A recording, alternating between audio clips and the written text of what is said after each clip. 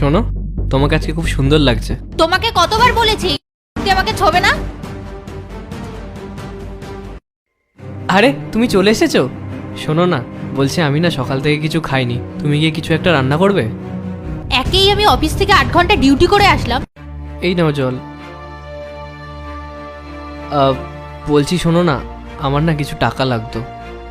এখনো আমার স্যালারি হয়নি, আর তাছাড়া তোমার কেন টাকার দরকার? আমার না পুরনো শার্ট যা যা ছিল সেগুলো সব ছিঁড়ে গেছে, তাই কিছু নতুন শার্ট কিনতাম। তোমার লজ্জা করে না? আমি অনেক চেষ্টা করেছি, কিন্তু কোনো জব না পেলে আমি কি করব বলো? যখন তোমার ইনকাম করার ক্ষমতা হবে তখন কিনে নিও নিজের জন্য জামা কাপড়। শোনো, আমরা অনেক বড় ক্যাফেতে যাচ্ছি, ওখানে আমার অনেক ফ্রেন্ডসরা আসবে, ওদের সামনে আবার উল্টোপাল্টা কিছু করো না, বুঝেছো? আরে রাহুল, তুই? আরে রনিত, তুই এখানে? ভাই, কতদিন পরে দেখা হচ্ছে। কেমন আছিস তুই? তারপর বল, তোর খবর কি? কেমন চলছে সবকিছু? কিছুই ভালো চলছে না রে ভাই। আমি একটা ক্যাফের ম্যানেজার ছিলাম, আর কিছুদিন আগে ওই ক্যাফের মালিক ওর ক্যাফেটা বিক্রি করে দেয়, আর আমার চাকরিটাও চলে যায়।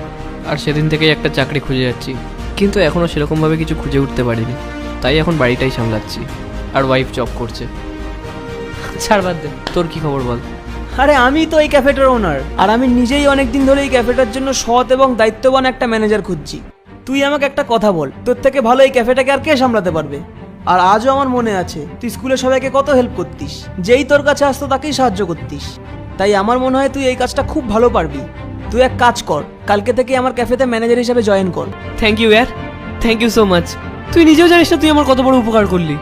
তোকে যে আমি কি বলে ধন্যবাদ জানাবো আমি বুঝতে পারছি না। দায়িত্ব ও সততার সাথে কাজ করে আর এই ক্যাফেটাকে অনেক দূরে এগিয়ে নিয়ে গিয়ে। নিশ্চয়ই ভাই, আমি আমার জীবন দিয়ে চেষ্টা করব। ঠিক আছে, চল, আমার এখন একটা মিটিং আছে, তোর সাথে তাহলে কালকে দেখা হচ্ছে। চলো।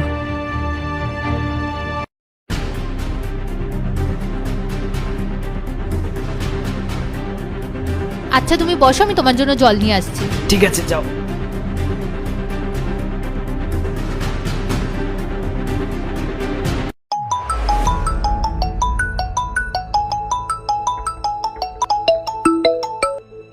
Hello. Hello sir, good evening, বলুন।